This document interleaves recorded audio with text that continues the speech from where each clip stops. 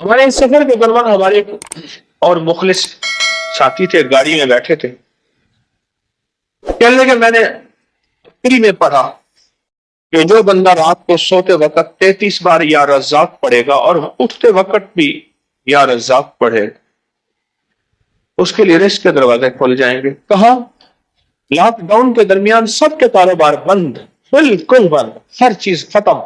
میں نے یہ عمل کیا، فون کے اوپر میرا کاروبار شروع ہو گیا اور سارا نظام چلنا شروع ہو گیا، میری ہر چیز لاجواب ہو گئی۔ میں صرف سوتے وقت 33 بار پڑھتا تھا یا رزاق، سوتے وقت پڑھتا تھا، اور اٹھتے ہی فوراً، یعنی آنکھ کھلتے ہی فوراً 33 بار پڑھتا تھا یا رزاق۔ بس کام ہو گیا بہترین کہ ساری دنیا کے کاروبار بند ہیں، ساری دنیا کی روزی بند ہے، ہر جگہ راستے بند، ریلیں بند، گاڑیاں بند، ٹرک بند، جہاز بند، سب کچھ بند، سب کچھ بند ہے، پر میرا رزق کھلا بھی ہوا ہے، چل بھی رہا ہے۔ صرف 33 بار سوتے وقت، کوئی وضو کوئی چیز شرط نہیں، یا رزاق پڑھ لیا، اور 33 بار یا رزاق پڑھنے میں میرے خیال میں کہ 1 منٹ بھی نہیں لگے گا، 1 منٹ بھی نہیں لگے۔ کیا آپ اس تعویذ کو جانتے ہیں جو طلسماتی پتھر پر لکھا ہوا تھا جس سے ہر دعا قبول ہوتی ہے؟ ایک اللہ کے ولی کا دیا ہوا انوکھا ایسا نظام، ایسا طلسم، عجائبات کی دنیا کہ ہم نہ جانیں؟ کیا اللہ احد و اللہ صمد کا ایک پراسرار نظام، اور وہ پراسرار نظام جس کے اندر ہمارے لیے راحتیں ہی راحتیں، رحمتیں ہی رحمتیں، برکتیں ہی برکتیں، عافیتیں ہی عافیتیں، واقعی مصیبتیں ٹالنے والا اور مصیبتیں ٹلوانے والا وہ پراسرار حیرت انگیز پتھر کیسے دریافت ہوا؟ بسم اللہ الرحمن الرحیم، السلام علیکم ورحمۃ اللہ وبرکاتہ۔ دنیا عجائبات سے بھری ہوئی ہے، زمین کے نیچے، زمین کے اوپر، آسمان وسطوں میں۔ یہ سائنس جتنی بھی ہے، ان سب نے ان طلسمات، عجائبات اور انوکھی انہونی دنیا کو دریافت تو کی ہے، اس کے نام تو سائنس ہے، لیکن سائنس وہاں نہیں پہنچی جہاں کائنات کے رازوں میں اللہ کے دوست پہنچے ہیں، اللہ کے مقرب بندے پہنچے ہیں۔ آج بھی یہ حقیقت ہے۔ آئیں آج ایک واقعہ بھی بیان کرتے ہیں، ایک عمل بھی اور ایک خوبصورت نظام بھی۔ عمارہ بن حزن رضی اللہ تعالیٰ عنہ فرماتے ہیں، ہماری قبیلے کی ایک جگہ تھی جس کو حرۃ الحدثان کہا جاتا تھا۔ رات کو وہاں آگ بھڑکتی تھی، دن میں دھواں نکلتا تھا۔ قبیلہ طی، جس کے حاتم طی تھے، اپنی اونٹنیوں کو اس آگ کی روشنی سے چلاتا تھا جو 7 راتوں کے فاصلے سے بھی دکھائی دیتی تھی۔ اتنی اونچی اور اتنی آگ تھی کہ 7 راتوں کے فاصلے سے بھی دکھائی دیتی تھی۔ اس دوران خالد بن سنان، ایک بہت بڑے اللہ کے نیک بندے، قبیلہ مریتا سے آئے اور کہا اللہ نے مجھے حکم دیا ہے تمہارے لیے اس آگ کو بجھاؤں۔ ہر قبیلے سے ایک شخص میرے ساتھ آئے۔ ہم 10 آدمی ان کے ساتھ چلے، میں بھی ان میں تھا۔ وہ ہمیں ایک کنویں پر لے گئے، وہاں سے آگ کا ایک دہانہ نکلا۔ آگ ہم پر گھیرا ڈالنے لگی، ہم گویا ترازو کے پلڑے میں آ گئے۔ ہم نے پہلے لاٹھیوں سے، پھر جوتوں سے، پھر اماموں سے مارا، یہاں تک کہ سب کچھ جل گیا۔ ہم نے کہا اے خالد تم نے ہمیں ہلاک کر دیا؟ انہوں نے کہا نہیں، یہ آگ حکم کے تابع ہے، میں بھی حکم پر ہوں۔ پھر وہ آگ پر عصا مارتے ہوئے کہنے لگے ہر حق جو اللہ کے لیے ہے وہ ادا ہوا، میں اللہ کا بندہ اعلیٰ ہوں۔ ایک شخص تھا جو مذاق اڑانے والا تھا، کہتا تھا میں باہر نہیں نکلوں گا، دیکھو میں نکل آیا ہوں، اس طرح کی باتیں کرتا تھا۔ پھر انہوں نے ہمیں ایک جگہ لے جا کر کہا کھودو۔ میں نے کھودا تو ایک پتھر نکلا جس پر کلمات لکھے تھے اللہ احد اللہ الصمد لم یلد ولم یولد ولم یکن لہ کفوا احد۔ اس پتھر پہ لکھا تھا۔ کھدائی کے دوران جو ایک پتھر نکلا اس پر یہ کلمات لکھے ہوئے تھے۔ ہم نے اس پتھر کو اپنے پاس رکھا، جب بھی مصیبت میں اس کو سامنے رکھتے مصیبت ٹل جاتی۔ بارش نہ ہوتی، اسے کپڑے سے ڈھانپ کر دعا کرتے، بارش ہو جاتی۔ خالد نے کہا میری بیوی حاملہ ہے، اس کا ایک بیٹا ہوگا جس کا نام مرہ ہوگا، وہ سرخ گوشت کی مانند حسین ہوگا، اس کی موجودگی میں تم پر مصیبت نہیں آئے گی۔ پھر کہا میں 7 دن میں فوت ہو جاؤں گا، مجھے اس ٹیلے میں دفن کرنا، 3 دن بعد میری قبر پر جانا، اگر تم ایک دمدار گدھا دیکھو جو ناک زمین پر رگڑ رہا تو قبر کھودنا، میں زندہ ہو جاؤں گا اور تمہیں قیامت تک کے حالات بتاؤں گا۔ لیکن جب وہ گدھا آیا، لوگ قبر کھولنا چاہتے تھے، ان کی قوم نے روک دیا، ہمیں عرب رسوا کریں گے۔ پھر رسول اللہ صلی اللہ علیہ وسلم مبعوث ہوئے تو خالد کی بیٹی نبی علیہ السلام کے پاس آئیں کہ میں خالد بن سنان کی بیٹی ہوں۔ آپ نے چادر بچھائی، فرمایا یہ میرے بھائی کی بیٹی ہے، ایک نیک آدمی جسے اس کی قوم نے ضائع کر دیا، اس کی قوم نے ضائع کر دیا۔ بہت بڑا طاقتور عمل ہے، بہت حیرت انگیز عمل ہے۔ اس عمل سے ہمیں کیا ملا؟ اس واقعے سے ہمیں کیا ملا؟ سورۃ اخلاص کی طاقت ملی، سورۃ اخلاص کی تاثیر ملی۔ بڑی مشقتوں کے بعد انہیں ایک پتھر ملا، بڑی محنتوں کے بعد انہیں ایک حیرت انگیز دنیا ملی۔ اس پتھر پہ سورۃ اخلاص لکھی ہوئی تھی، اس پتھر پہ۔ آئیں، اس سورۃ اخلاص کا ایک عمل ہمارے پاس ہے اور بہت طاقتور پاس ہے۔ رسول اللہ صلی اللہ تعالی علیہ وسلم نے فرمایا، عمر رضی اللہ تعالی عنہ، عمر جو بندہ 10 بار سورۃ اخلاص پڑھتا ہے جنت میں اس کے لیے محل بنا دیا جاتا ہے۔ تو عرض کیا یا رسول اللہ صلی اللہ علیہ وسلم اگر کوئی 20 بار پڑھے؟ فرمایا 2 محل بن جائیں گے۔ اس طرح کرتے کرتے فرمایا یا رسول اللہ اگر کوئی 100 دفعہ پڑھے؟ فرمایا جنت میں 10 محل بن جائیں گے۔ آپ نے محسوس کیا اس پتھر کی تاثیر کو، آپ غور سے توجہ سے میری گفتگو کو سمجھیں، اس پتھر کی تاثیر کو، کہ اس پتھر کی تاثیر میں کیا چیز تھی ایسی، کیا عمل تھا ایسا۔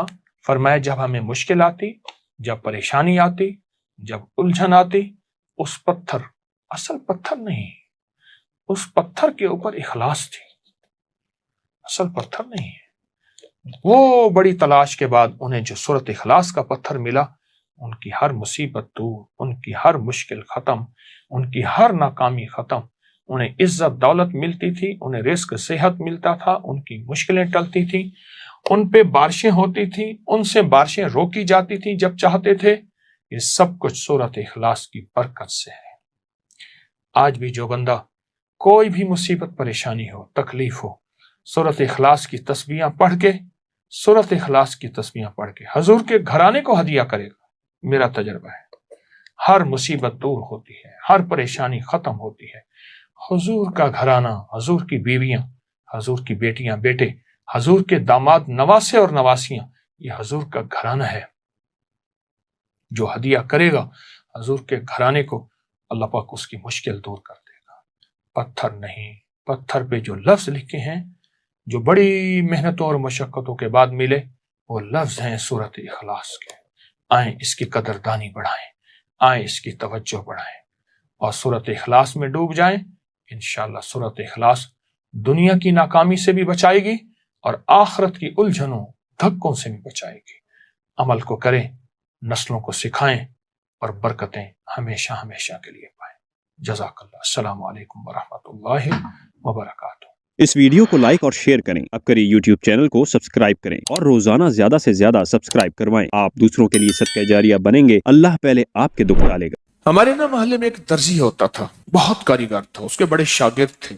اصل وہ بکھر کا تھا، یہاں روزی روٹی ملی تو وہیں آ گیا، پرانے شہر میں رہتا تھا تو وہاں اس کے ساتھ ایک عجیب معاملہ تھا۔ وہ جس دکان پہ بھی بیٹھتا، ساری عمر گھر بھی کرائے کا تھا، اس کی دکان بھی کرائے کی تھی، اور ساری عمر ایسی گزری۔ جس دکان پہ بیٹھتا تھا، جس دکان پہ بیٹھتا تھا، وہ اس دکان وہ کیا کرتا تھا، ویران دکان ڈھونڈتا تھا جس کی دکان کرائے پہ نہیں ہوتی تھی۔ غور طلب بات ہے، عجیب بات بتا رہا ہوں، یہ میرے دیکھے واقع ہیں۔ وہ ہمارے پڑوس میں کوئی 30 سال رہا، تقریباً 30 سال 30 साल रहा। वो वीरान दुकान लेता था, नामवर इतना था कि उस्ताद को आके दुनिया ढूंढती थी, चाहे वो गली के कोने में जहां बैठ जाए, इतना कारीगर था। वीरान दुकान ढूंढता था जिस दुकान को कोई नहीं लेता था, फिर लिखवाता था कि मैं इतने साल तक नहीं उठाएगा, वो खुशी से लिख के दे देता था क्योंकि इसको तजर्बा था, उसको नहीं था। इतने और बड़े बड़े ताकतवर लोगों की गवाहियां डलवाता था कि कल को मुझे उठाएगा, क्योंकि मैं कैसे उठाऊंगा, मेरी दुकान किराए पे नहीं जाती, तू मुझे किराया दे रहा, इतने अरसे से मेरी दुकान बंद पड़ी है, मैं कैसे उठाऊंगा। कह रहे नहीं, वो तो मुझे उठाएगा, पता है मुझे। बड़े बड़े लोगों की गवाहियां डलवाता था, लिखवाता था, किराया देता रहूंगा, देता था। इधर वो किराए पे बैठता था, चंद दिनों के पास उसके पास लोग आना शुरू हो जाते, ये दुकान दे। वो अगर 20 रुपए किराया देते, हम 30 रुपए देते हैं, हम 40 रुपए देते हैं, कोई कह हम 50 रुपए देते हैं। अब उसका दिमाग बेचारे का तो वैसे हिला, चेतरल गया, दिमाग तो हिलना था। वो इसको आके कहता कि मुझे इतने लोग दे रहे हैं। मैंने कहा मैंने तुझे पहले कहा था लिखवा के दो। अच्छा, ये चंद बार हुआ। जिस दुकान पे भी बैठता था, उस दुकान पे बैठते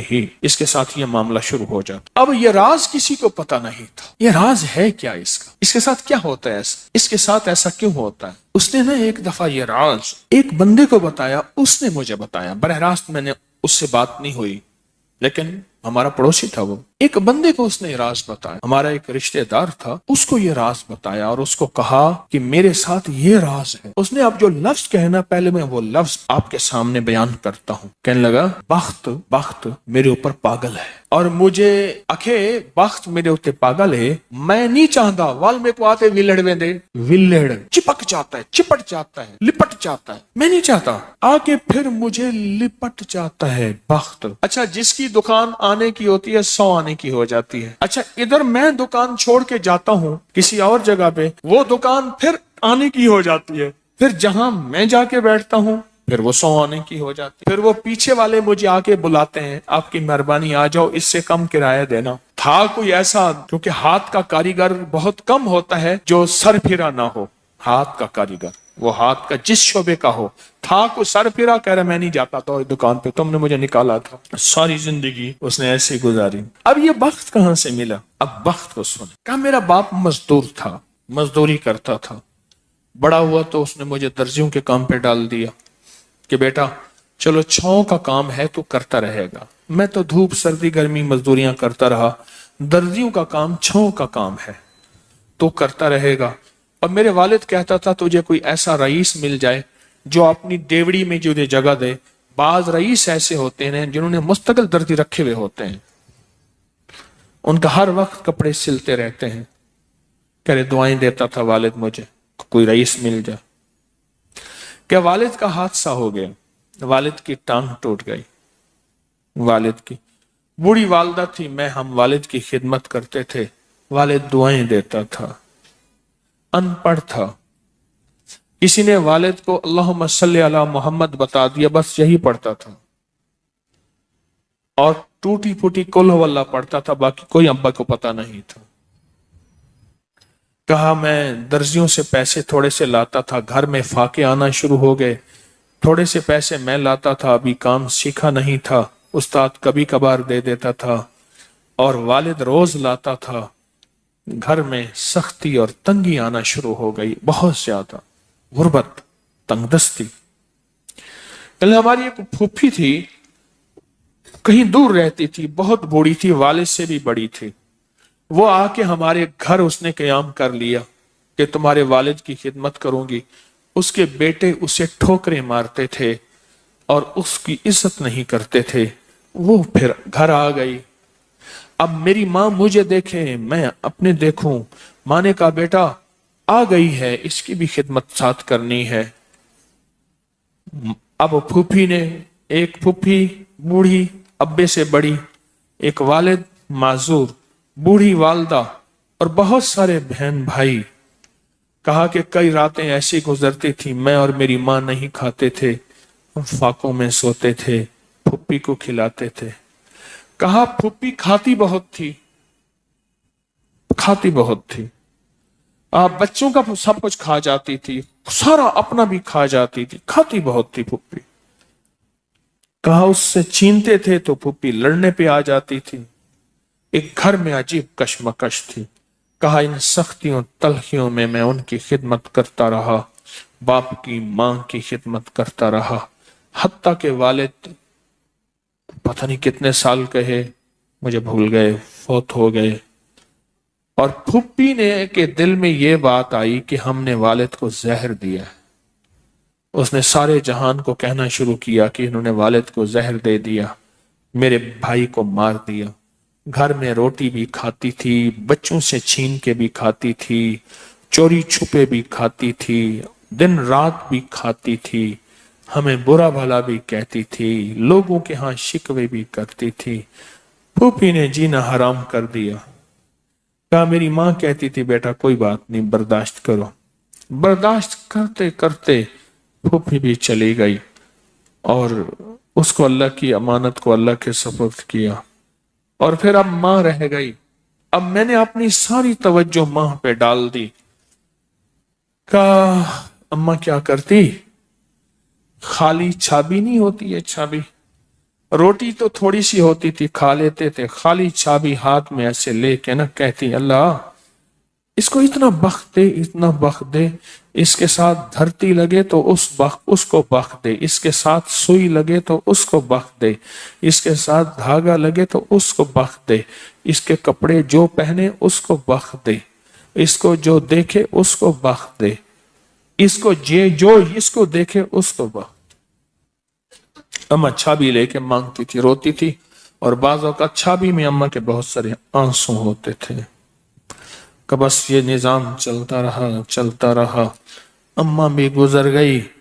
اب اس کے بعد پھر میں میرے بچے، اب جو بخت کے دروازے کھلے، میں جس کو دیکھتا ہوں اس کو بخت، جو میرے کپڑے پہنتا ہے اس کو بخت، جس سے سوئی خریدتا ہوں اس کو بخت، جس سے دھاگا خریدتا ہوں اس کو بخت، جس کی جگہ پہ بیٹھتا ہوں اس کو بخت. بخت جب بیدار تھا بدبخت آنکھیں سو گئیں. خیال کرنا ابھی بخت بیدار ہے، کہیں بدبخت آنکھیں سو نہ جائے. وہ دعاؤں کا ذخیرہ اس درجی کے پاس تھا، وہ دعاؤں کا ذخیرہ، پھپھی کی ناگواریوں کا ذخیرہ، ابی کی صبر کا ذخیرہ، پھپھی کی ناگواریوں کا ذخیرہ، اماں کے صبر کا ذخیرہ وہ ساتھ تھا. بس سہتا رہا، چلتا رہا. اللہ کے نامہ اعمال میں، اللہ کے نظام میں لکھا جاتا رہا. کو تجھے کوئی دعائیں دے نہیں رہا، نہ دے، میرے نظام میں تو ان لوگوں میں ہے جن کے ساتھ دعائیں ملتی ہیں، جن کے ساتھ دعائیں لگتی ہیں، جن کے ساتھ دعائیں لپٹ جاتی ہیں. تو ان لوگوں میں ہمیں دعاؤں کا ذخیرہ چاہیے. ہمیں دعائیں چاہیے کسی کی، ہم کسی کی دعاؤں میں آ جائیں. میرے حضرت فرماتے تھے نظر بد لگتی ہے نا کھا جاتی ہے، اس طرح اچھی نظر بھی لگتی ہے. تجھے کسی اللہ والے کی اچھی نظر لگ جائے، تجھے مرشد کی اچھی نظر لگ جائے، تجھے ماں باپ کسی درویش کی اچھی نظر لگ جائے، اور نظر تیرا کام بنا دے گی. جس طرح بری نظر کھا جاتی ہے، برباد کر دیتی ہے، اس طرح اچھی نظر آباد اور شاد کر دیتی ہے، مراد کر دیتی ہے. اس ویڈیو کو لائک اور شیئر کریں. اب کریے یوٹیوب چینل کو سبسکرائب کریں اور روزانہ زیادہ سے زیادہ سبسکرائب کروائیں. آپ دوسروں کے لیے صدقہ جاریہ بنیں گے. اللہ پہلے آپ کے دکھ